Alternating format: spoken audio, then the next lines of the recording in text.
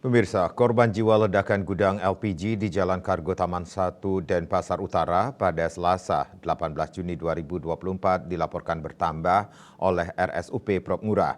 Dalam keterangan yang disampaikan Kabag Humas RSUP Propmura, Dewa Ketut Kresna, terdapat 2 orang lagi meninggal dunia.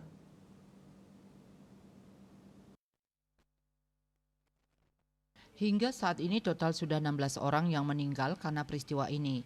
Mengutip data yang dirilis RSUP Profesor Ngurah, 2 korban ini mengalami luka bakar mencapai 84%. Korban jiwa terbaru ini bernama Didik Suharyanto 49 tahun dan Muhammad Sofyan 27 tahun.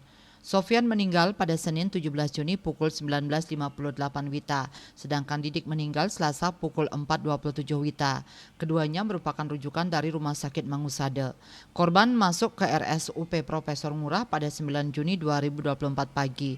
Dengan kematian 2 korban lagi, RSUP Profesor Ngurah melaporkan sebanyak 16 orang meninggal karena kebakaran gudang LPG itu, sedangkan 1 korban jiwa dilaporkan Rumah Sakit Wangaya.